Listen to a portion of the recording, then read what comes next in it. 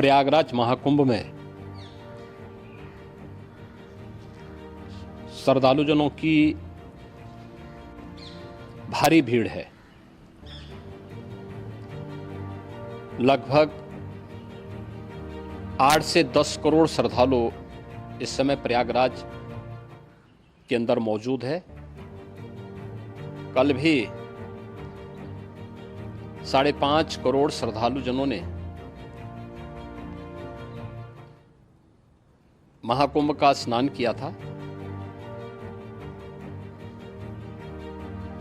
ये जो भारी दबाव श्रद्धालुजनों के कारण और श्रद्धालुओं के संगम नोच पर जाने के कारण वहां पर एक बना हुआ है, लेकिन पूरा प्रशासन मौके पे वहां मौजूद है। रात्रि को 1 से 2 बजे के बीच में अखाड़ा मार्ग पर, जहां पे अखाड़ों के अमृत स्नान के दृश्य से बैरिकेड्स भी किए गए थे, तो बैरिकेड्स को फांद करके आने में कुछ श्रद्धालु गंभीर रूप से घायल हुए हैं। उन्हें तत्काल हॉस्पिटल में पहुंचा करके उपचार आदि की व्यवस्था उनके लिए की गई है। उनमें से कुछ श्रद्धालु गंभीर रूप से घायल हैं। लगातार प्रशासन स्थानीय स्तर पर श्रद्धालुओं की सकुशल स्नान कराने के से रात्रि को कल सायंकाल 6:30-7 बजे से ही मौनी अमावस्या का मुहूर्त प्रारंभ होने के बाद से ही लगातार लगा हुआ है।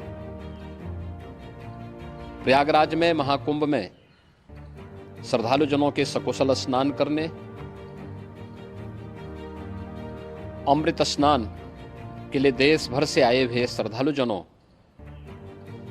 की व्यवस्था के लिए, उनके कुशल क्षेम के लिए आदरणीय प्रधानमंत्री जी का प्रातःकाल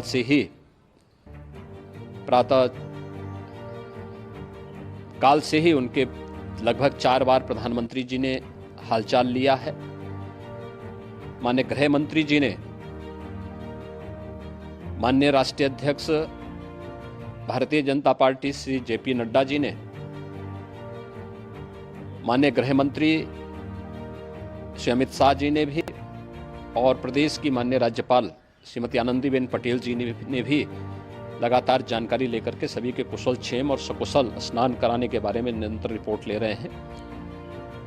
हम लोगों की प्रातःकाल से ही श्रद्धालुजन जो भी आए हैं वे स्नान कर सकें, इसके लिए यहाँ पे उच्च स्तरीय बैठक भी चल रही है, जिसमें मुख्य सचिव भी हैं, डीजीपी हैं, प्रमुख सचिव गृह हैं, मुख्यमंत्री कार्यालय के अपर मुख्य सचिव के साथ साथ एडीजी लॉ एंड ऑर्डर के साथ साथ अन्य वरिष्ठ अधिकारीगण मौजूद हैं।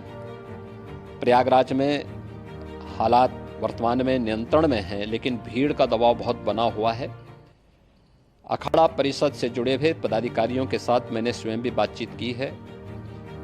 आचार्य महामंडलेश्वरों से भी, पूज्य संतों के साथ भी मेरी बातचीत हुई है, और पूज्य संतों ने बड़ी ही विनम्रता के साथ इस बात को कहा है कि नहीं, श्रद्धालुजन पहले स्नान करेंगे और फिर जब उनका दबाव कुछ कम होगा और वे सकुशल वहां से निकल जाएंगे, तब हम लोग स्नान करने के लिए संगम की तरफ जाएंगे।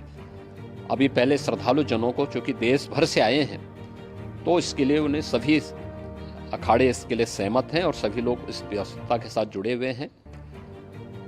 लगातार इस दिशा में हम लोगों का प्रयास है कि जो अब तक प्रातःकाल से ही आपने देखा होगा, कल मैंने बताया कि कल लगभग 5.5 करोड़ श्रद्धालु कल महाकुंभ का स्नान किए हैं, और आज प्रातःकाल तक लगभग 8:30 बजे तक 3 करोड़ से अधिक श्रद्धालु स्नान कर चुके हैं, और ये लगातार जारी है। लेकिन संगम नोच पर, अखाड़ा मार्ग पर,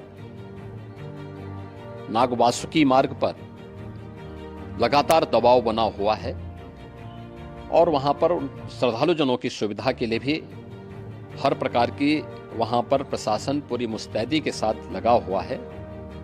और इसीलिए मेरी अपील है पूरे प्रदेशवासियों से, पूरे देशवासियों से और सभी श्रद्धालुओं से भी, सभी पूज्य संतों से भी कि अफवाह पर कोई ध्यान न दें, संयम से काम लें।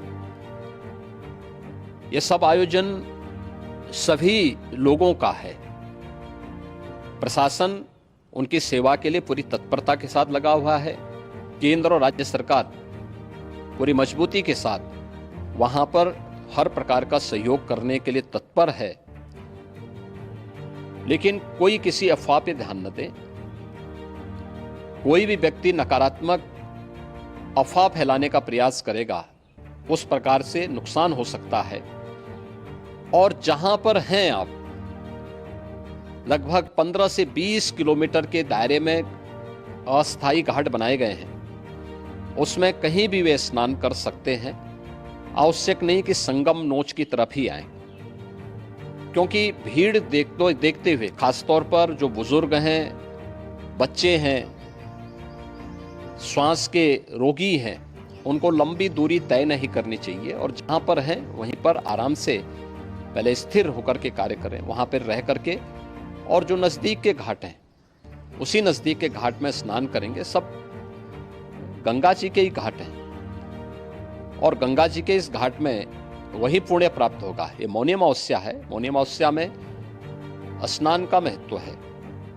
संगम में स्नान का दबाव बहुत ज़्यादा है, इसलिए सभी लोग अगर वहाँ पे इसमें अपना सहयोग करेंगे तो सकुशल हम सभी श्रद्धालु जनों को वहाँ पर स्नान करने में सफल होंगे। और फिर इसके उपरांत अमृत स्नान के लिए पूज्य संतों से भी